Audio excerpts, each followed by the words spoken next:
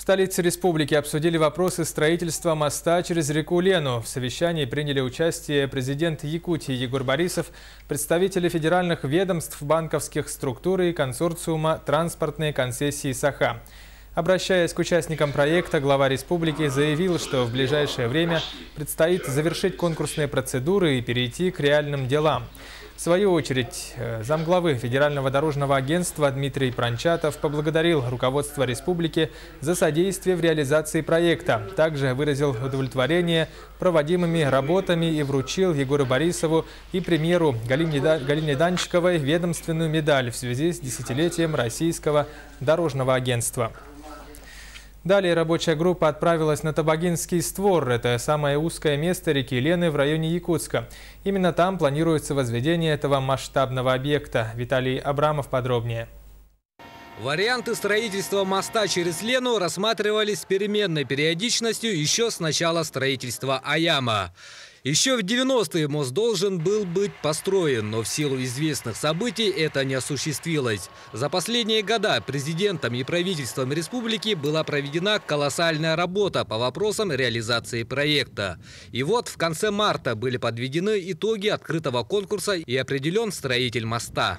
Интерес к конкурсу мы увидели на роуд-шоу, которое проводили в прошлом году, и там было до 150 участников. И все, кто готов был участвовать, и мне кажется, что все могли принять участие, все, кто хотел. Железнодорожного моста, как все мы полагали, не будет. Построят двухполосный автомобильный, протяженностью более 3 километров, с подходами транспорта в 18.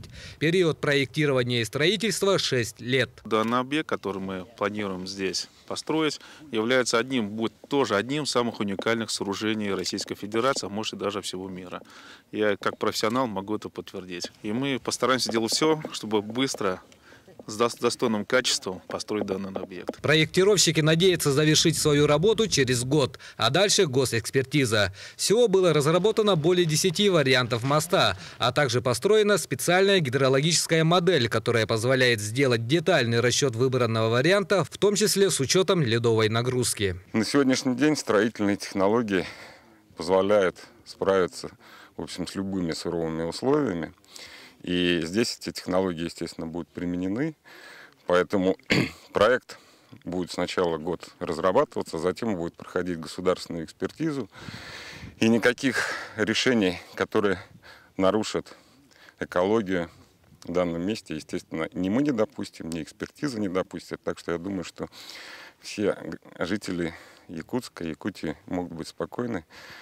Проект будет безопасным. Что касается окружающей среды, то за этим следит Европейский банк реконструкции и развития. Что касается требований именно Европейского банка реконструкции и развития, вот эти подрядчики, с которыми мы, собственно, осуществляем этот проект, они уже хорошо и давно себя зарекомендовали как достаточно сознательные исполнители в области именно окружающей среды.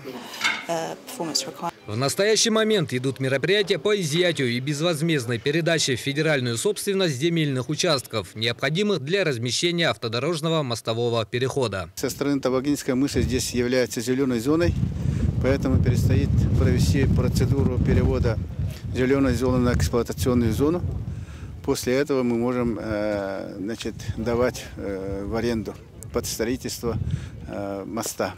Подписание концессионного соглашения должно произойти не позднее 15 января будущего года. Мост это является логическим продолжением строительства железной дороги, которая подошла уже в Нижний Бестях.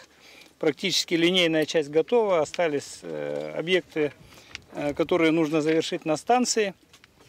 И мост он завершает как раз связывает все. 3 автомобильных дороги, железную дорогу и 2 республиканских дороги, образуя тем самым транспортный узел. Виталий Абрамов, Дмитрий Сергучев, НВК «Саха», Табагинский мыс.